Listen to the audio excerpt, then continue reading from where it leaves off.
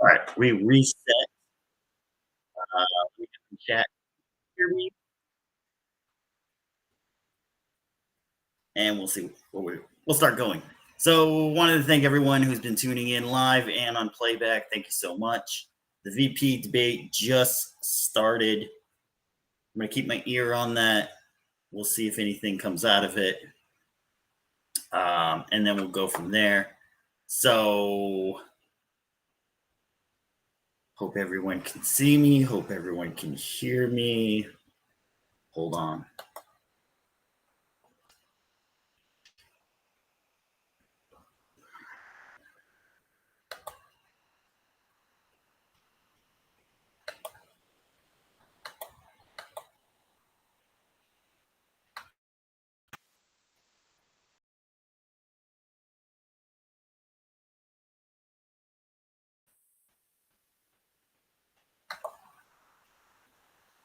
Okay, let me know if you can hear me.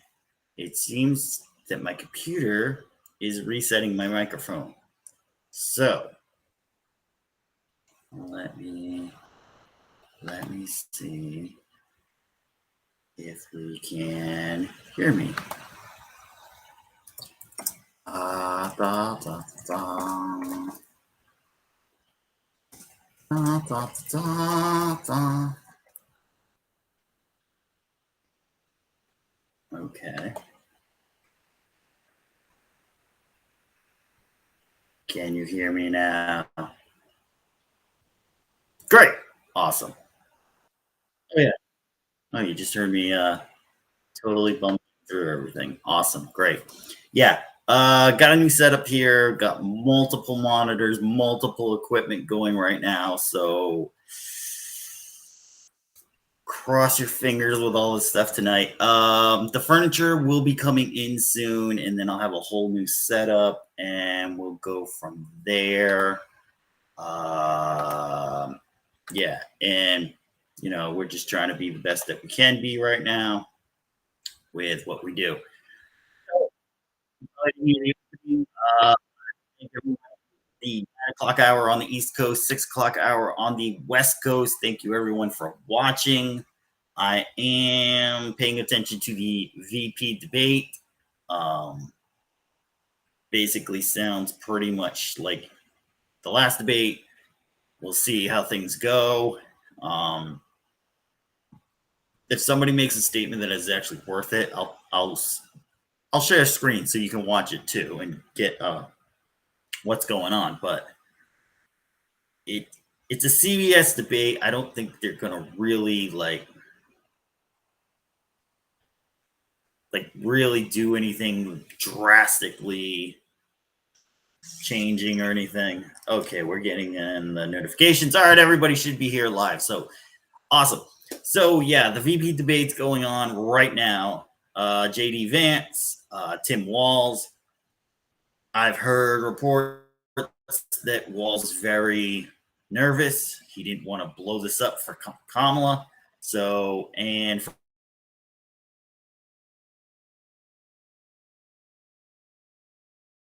Trump debates right now, just kind of staring, doesn't really, just writing stuff down. JD Vance seems pretty sharp. Looks okay right now. Again, I'm not a total fan of his, so if I see anything, I'm going to call it out. So the politics of the night is that we're 5 weeks away from the presidential voting, vice presidential voting subsequently. So yeah, if you don't know where to stand right now, just sit down, apparently. But that is my take on this, talking to people. Either you are really into it or you are really out of it and care about it. So I think there's going to be a lot of people who do sit it out on this one. I don't think you'll see the numbers that you saw in 2020. You'll probably see a bit more mail-in voting. I think a lot of people realized that they could do that during COVID and are now going to start doing it and keep rolling with that. I will personally still go to the ballot box. I still believe in that. I think it just shows the enthusiasm to go and vote. I know a lot of people just see it as another day, but I think you should have some enthusiasm. You're choosing your leader, and in not very many countries can you choose a leader. Um, Usually, you're just being told who the leader is, or you're choosing a party that chooses the leader. And I guess you could say for one party this year, actually both parties, pretty much. It's not the greatest election ever. Okay, will it be an election that changes stuff? Yeah, every election usually does, but it's not the greatest. Um, it's funny. Jimmy Carter turned 100 years old today, and so they were doing retrospects on his life and everything. And probably the 80 election was one of the big elections, same as in 1960. Those seem to be the big ones. 1860 was a big one. The first election was a big one. So this one, i I don't know, because there's not a lot of enthusiasm. You don't feel like you really are picking anybody. Trump kind of wasn't much competition. And then you had the whole debacle with, is it Joe? Is it Kamala? Okay, it's Kamala. And then you went from there. So, does anybody really feel great about this? But you got to go out and you got to vote and at least make your voice heard for whatever it is. And then you go with it. Uh,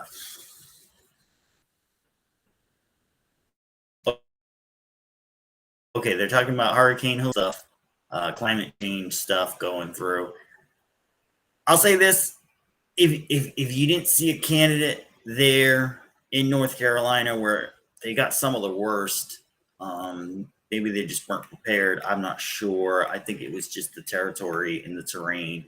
It's a lot. Florida has been dry for the most part. So taking in a lot of water at a short period of time wasn't going to be so bad. Don't get me wrong, I've seen some devastating damage, but from a few cities where I've talked to some people, it's not terrible. It's manageable, and they're going to rebuild, and they're going to get back into things, and they're going to be okay.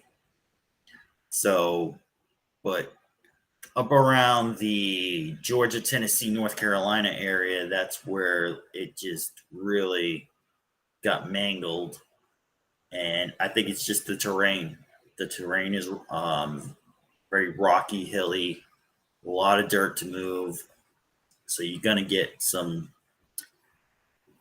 land erosion and mudslides and stuff like that. So definitely thinking about those people tonight who probably can't even hear me. I've heard there's several places where there's just no signal out there. You have to basically drive to go see what is out there and what's going on out there. So definitely a devastating blow. As you saw from my experience on the 2 Men in a Room show on Thursday, we didn't get so bad over here. We didn't get so bad. It was a small power outage and some wind, a little bit of rain. I did see in Tampa a few roads flooded that normally flood, nothing crazy. St. Pete got a little harder, and then it just shot right up to the panhandle. So yeah. Globally in politics, we had Israel start attacking Hezbollah in Lebanon, tried to warn civilians that it was coming, and struck targeted buildings going after leaders and hit one of the leaders and several Iranian individuals. So we had today Iran firing off ballistic missiles at Israel. Israel does have the Iron Dome, which can target missiles coming in and destroy them. There were also several U.S. warships out in the Mediterranean that were firing as a defense mechanism. So, as of this point of recording, I've not heard any damage from anything. Now, when a missile explodes, there's debris falling all over the place. So there may be some damage there, but nothing that I've heard of. So it's war. It's war out there. They're going back and forth. And that's what's going on so far. Playing the defensive position, I think, is smart for the U.S. right now. Just let's see where Iran goes from here. Was this a, hey, we know what you're doing and we want you to stop? Or was this a, hey, we're about to just go into it? So we'll see what happens from there.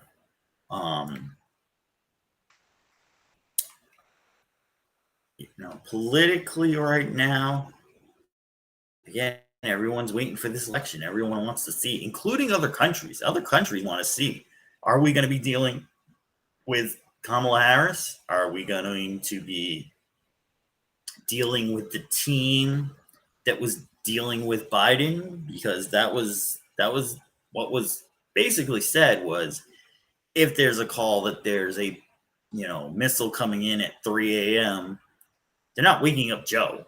They're waking up the team. They've got a team that's handling this. So if Kamala does make it into the presidency, is that team still running? Is that team still handling everything? I don't know. But other countries are looking at that. Will there still be a team? Will there be an actual leader? Am I going to be working with Donald Trump once again? Other leaders are waiting to do stuff of their own until they see what's going on with this. They don't know. Will there be tariffs? Will there be, international alliances? Will there be international fights? What's going on? Who's going to really run this? So a lot of people are on pause right now with stuff, and they're trying to figure out who's going to win this election. So it goes down to 5 more weeks, baby. 5 more weeks. All right. Something that could affect the election very much. The port strike. I was checking Google News because I was really curious to see what they were going to say about it. And they really haven't said much about it. So I think a lot of people, you hear some rumblings of what's going on, but you don't really know the full story on it. Okay, so as of last night at midnight, dock workers on the East Coast walked off the job, and there is nobody there at the docks. So the docks, ships are coming in from around the world with goods, fruits and vegetables, agricultural stuff, building materials, vehicles, clothing, accessories, and stuff like that.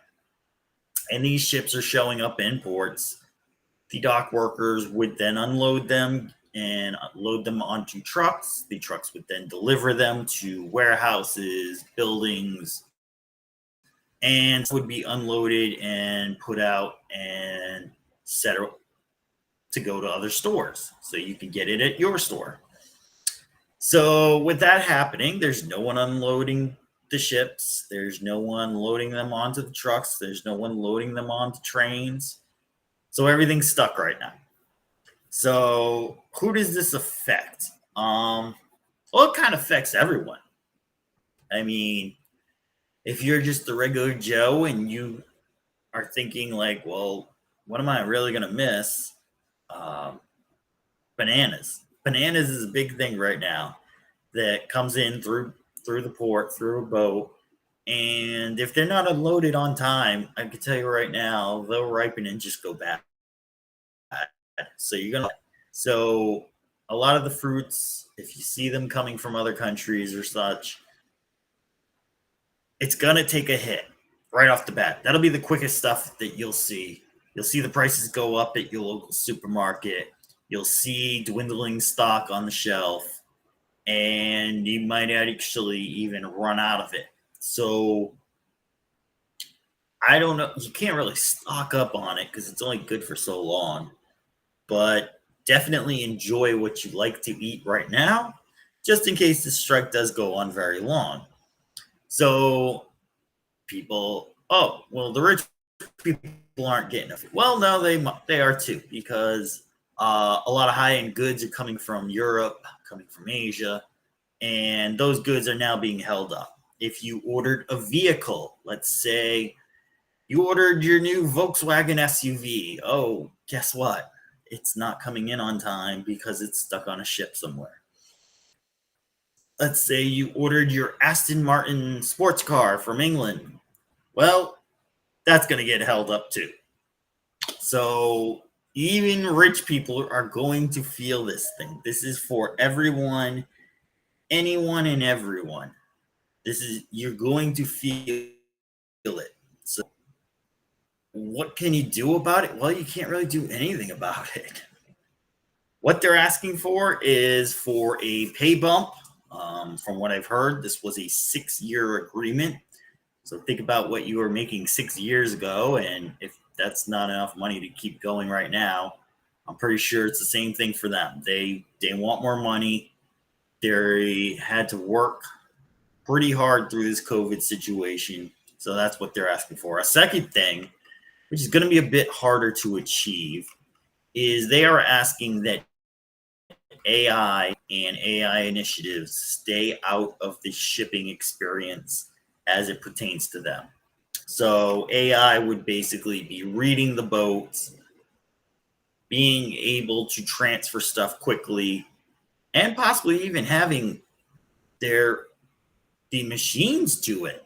I mean, you may even get to a point where, a GPS identified machine can unload the boats using GPS devices on the boats to know where the boat is, and just loading them onto trucks that could maybe one day be self-driving trucks.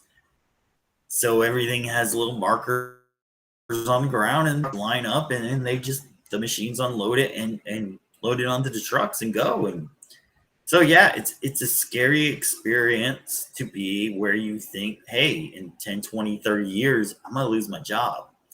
So you definitely are trying to fight for something that you really want to hold on to.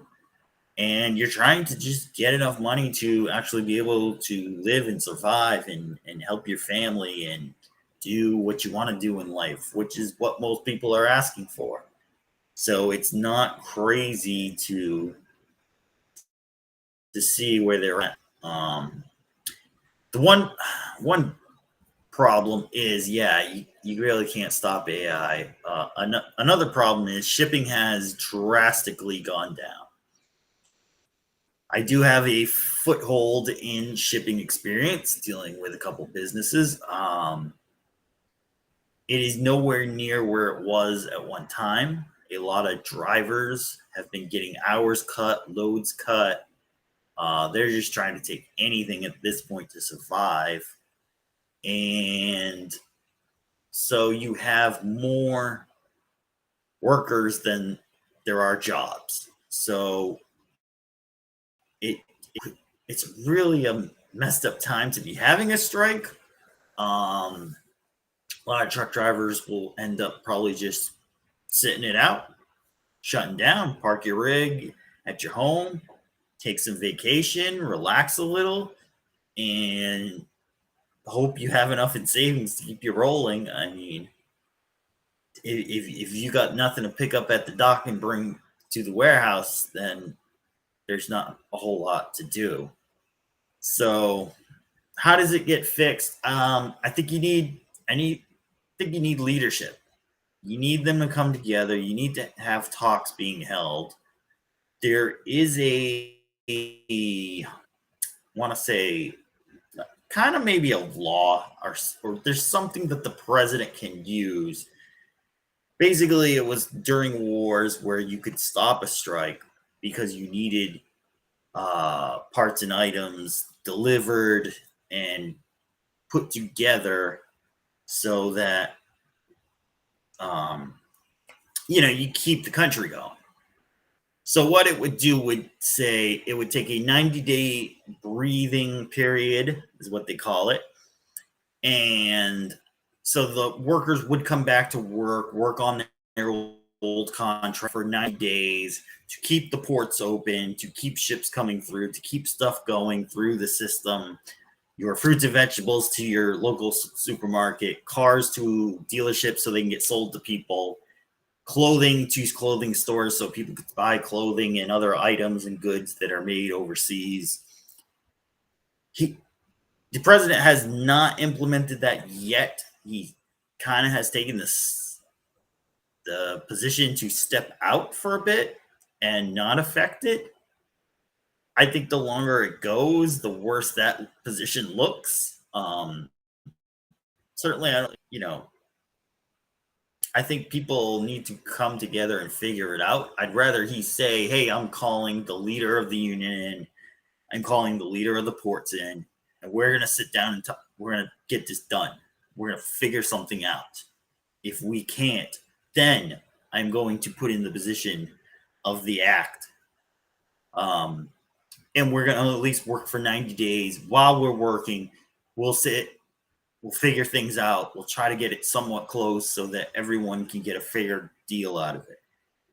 It's an essential part of society right now because we do have so many products that are made overseas that are coming in through ports, and you really can't stop this. Like this is could be very critical very quickly. If you remember a couple, well, maybe about 6 months now, the ship that was in the Baltimore harbor that hit the bridge and they had to close down that port of Baltimore. That took a hit to a lot of stuff. I know most people maybe didn't see it because things were still kind of like going slow and moving around, but they were able to rework some ships around to other ports. I know Florida opened up their ports completely. That way, if any ships needed to come down, they could come down, unload, get the goods through. But, there were delays and stuff. And believe me, shipping is pivotal. So they need to get this fixed. They need to get it going again. And the quicker they can, the better it is for the administration. Now, for the presidential race, this is actually really good for Trump because if it's a long strike, automatically you're going to see fruit and vegetable prices going up, but you're going to see prices going up on everything else eventually. And if all those prices go up, that looks like really shitty running of an economy. And you can blame the administration from up to down. We got a great comment, great question right here. Thank you, Eladin Faye Beats.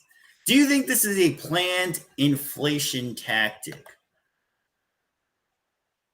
I don't think it's planned because I think the contract just ran out, but the very fact that they're not trying to, the administration is not trying to intervene may mean that they either don't do anything, they just don't have the pull to it, and that would kind of say, oh,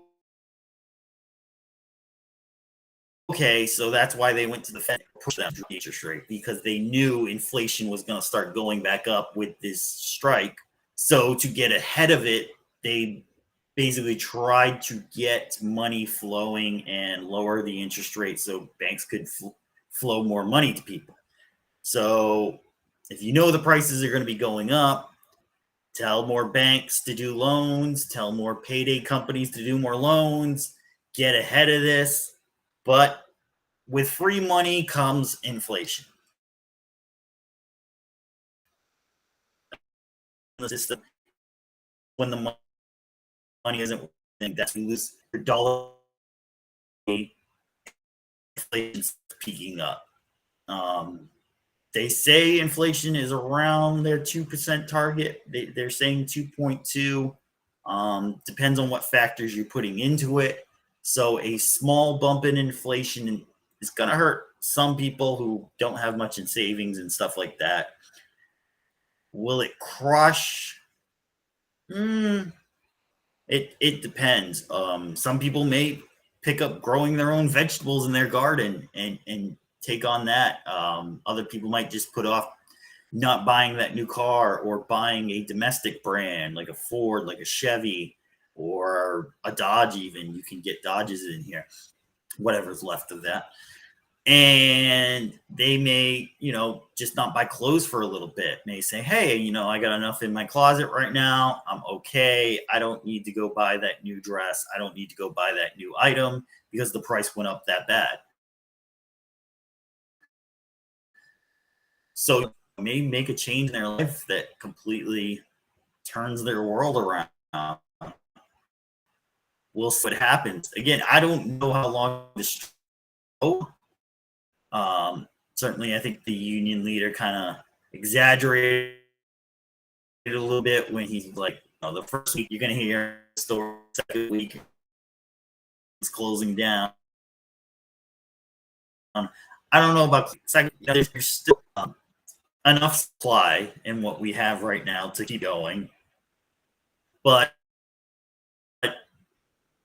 eventually, if this goes 3-4 weeks, seeing preferably maybe at dealerships where they're not getting in the vehicles, your BMW, your Mercedes, your Volkswagen group, your British group, your Honda brings in cars from Japan. Some days they build here. Kia brings in cars from Japan. Even some. So those vehicles, the cheap Trax, the cheap Trailblazer, the Buick Encore, those vehicles may end up slowing down a lot. And then you may have battles for pricing on that. So it's the items that'll be coming, you'll kind of see prices arising. So where do we go from here? Well, again, I think it's all waiting on this election. You don't really know where the flow is going to go. The markets are sometimes up, sometimes down. They're all over the place right now. They don't know what's happening. Joe came out a couple days ago and said he did not want to have a set schedule for interest rate cuts. So everyone thought, a week, and then a November and December meeting, he would probably cut a quarter point. Then there were rumors coming out last week that maybe it was going to be a half point, and you'd see a 1.5 point drop by the end of the year. And that we don't even have a set number. He's trying to get it so that people don't start panicking and don't start dropping out of everything. So they're trying to control it, but they're finding out it's a lot harder to control now because people don't see what's happening. Whereas last year and the year before, you saw Joe Biden's still president. Things are still rolling the same way. Everything seems to be going. And everything. So people were, this is how it's going. This is how it is flowing.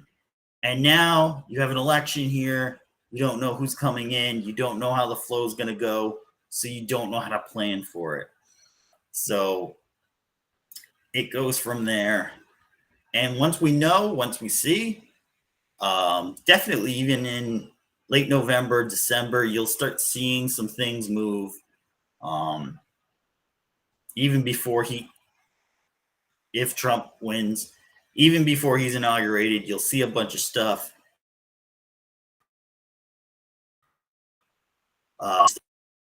Touch base on the real market. The the mortgages are they're bouncing around, but they're pretty much the same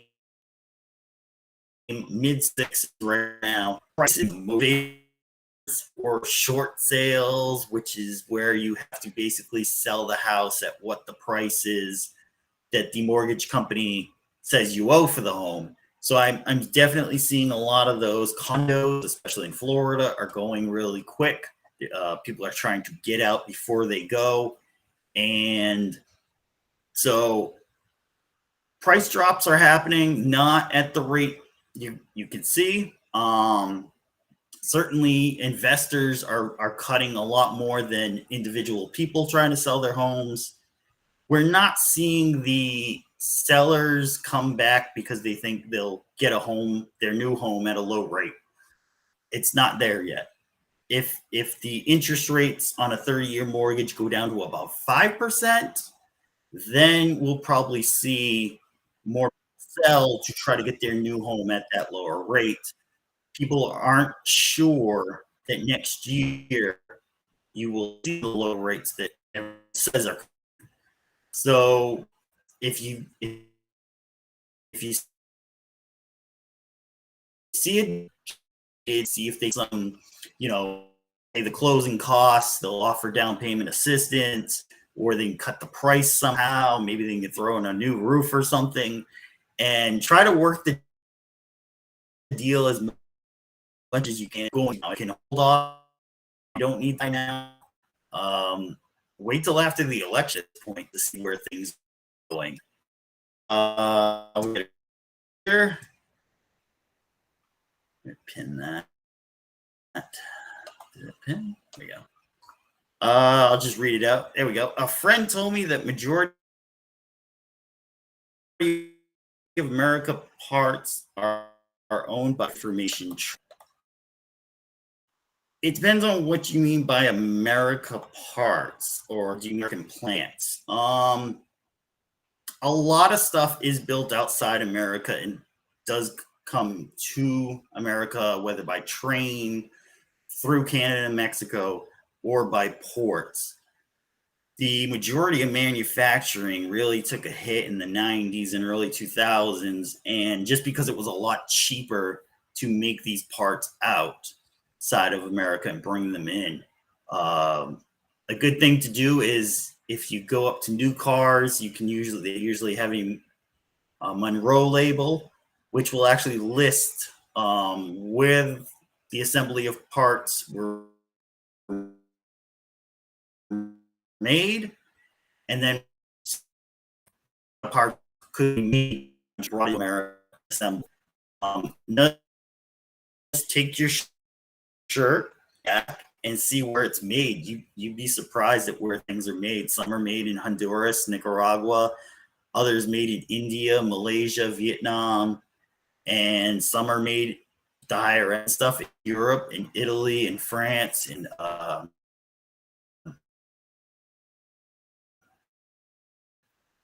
Poland, Moldova. Some of the clothing is made over there. Parts. American parts, yes. Like I say, a lot of it is made over there. Now, even some foreign-owned companies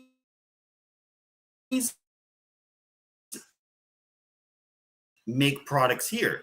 BMW Hyundai does assemble, so I guess you could consider make some of their Hyundai Elantras in Alabama. So you do have some companies that trying to beat tariffs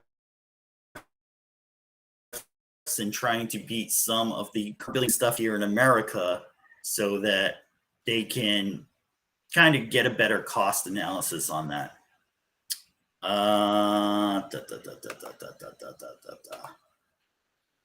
Here's a great question. Aren't the parts owned by city and state where they are located?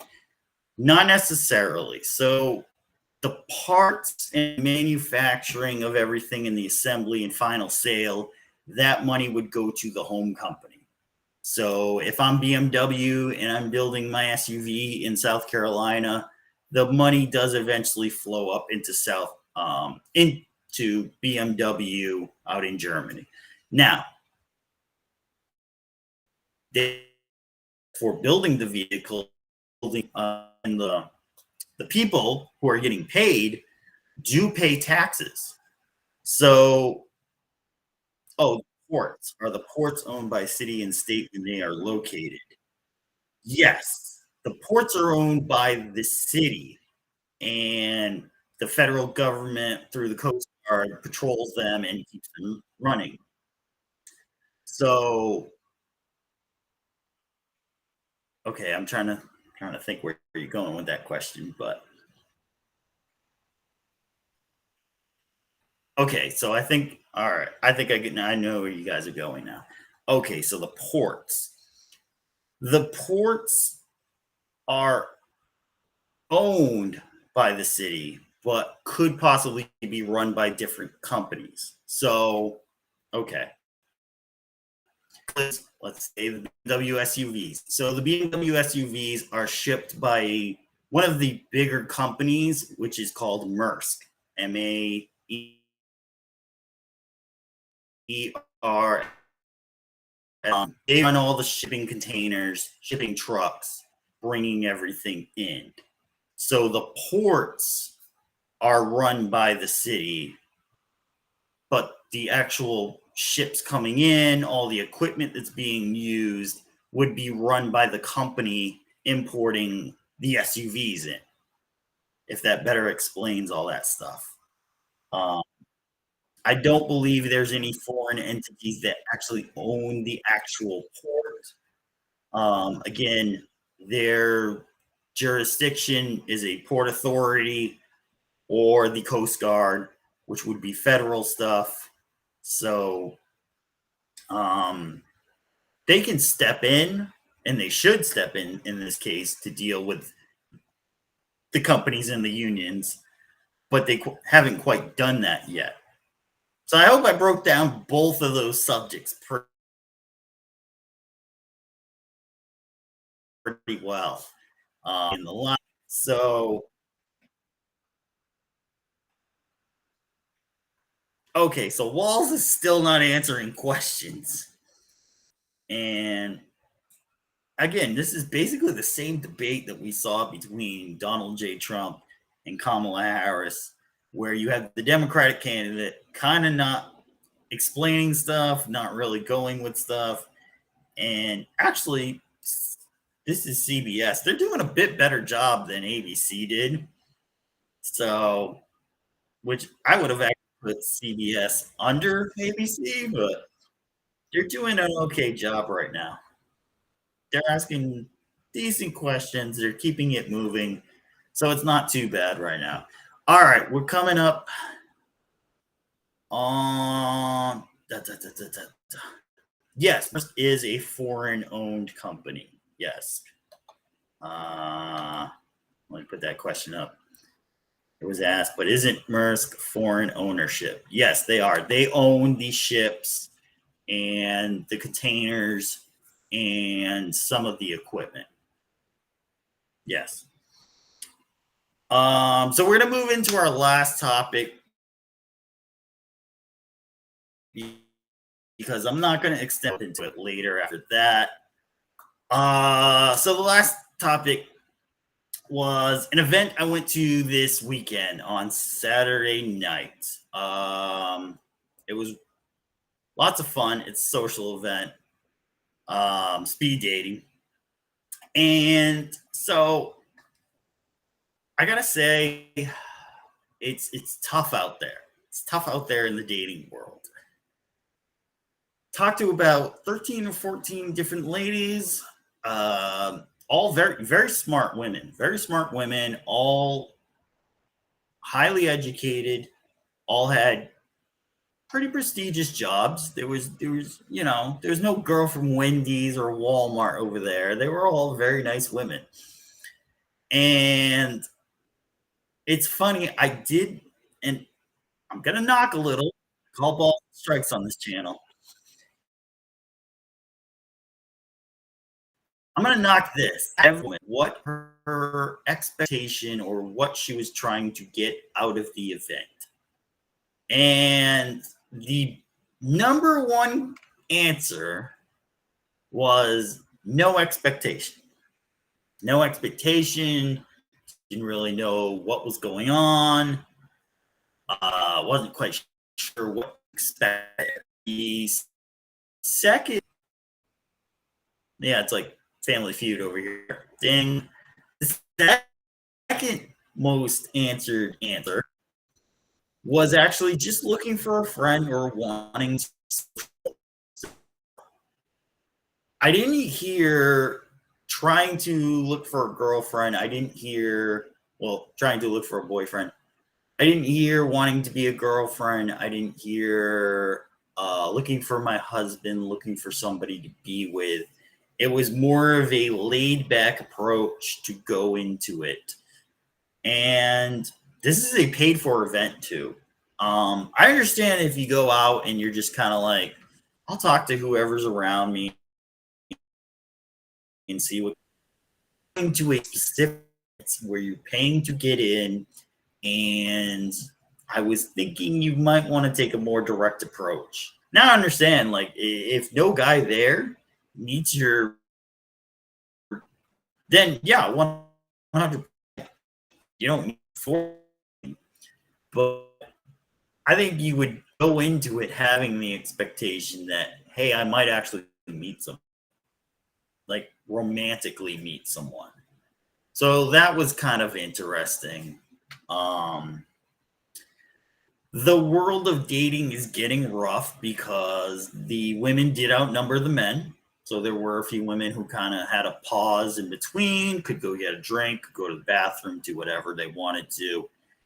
And so that kind of says, hey, why are all the men leaving dating right now? And I think the answer is, well, they don't really see an end result that is through the first date, dealing with the aggravation that comes up with this. So a lot of guys are checking out. If you're going expecting the $1 million man to just drop in, I didn't see him there. I did not see him there. Most guys were dressed down, pretty casual. Didn't really see anybody that stood out. So I think it's guys who, maybe don't think they have a chance or are not very social. So they go to this because you're put into a position where you have to be social. Like you have to talk to the person next to you. Otherwise, it's an awkward 5 to 10 minutes where you just kind of sit there, just kind of look around, and you're like, oh, here's my drink. Okay. So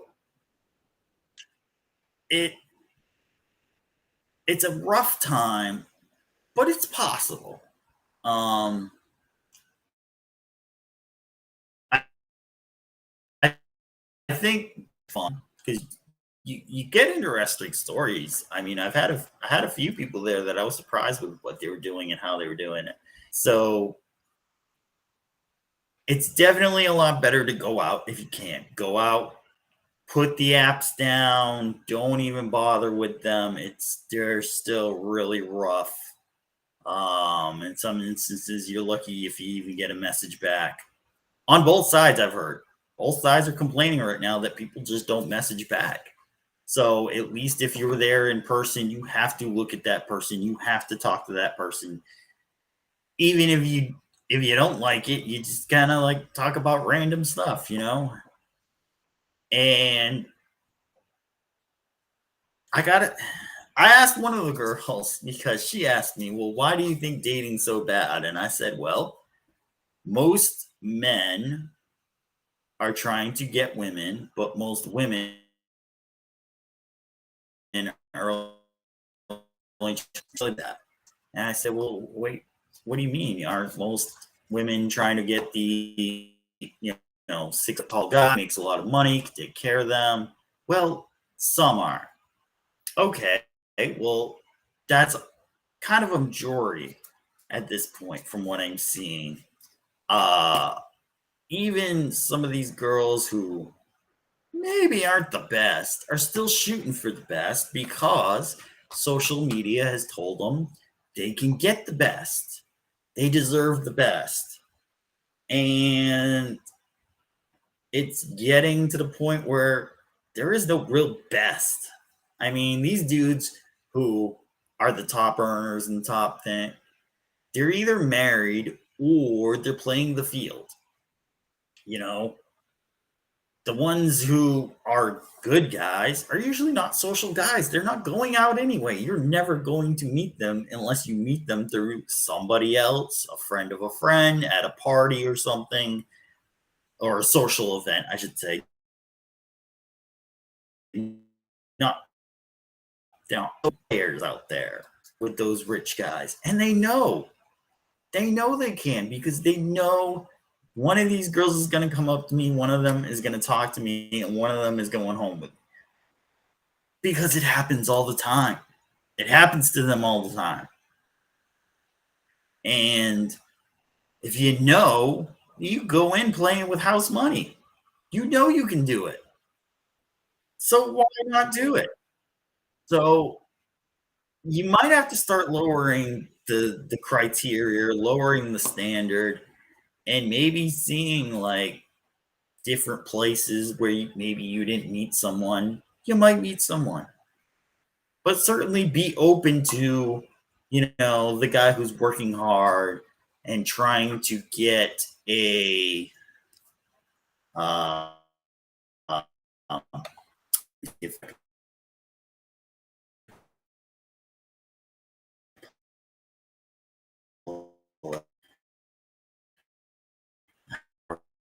what he can, and he's trying his best for you. He makes dinner on Friday.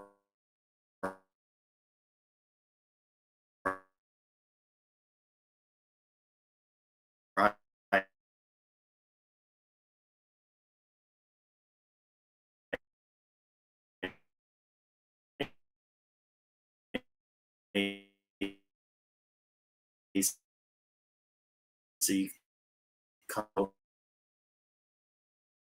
actually kill that.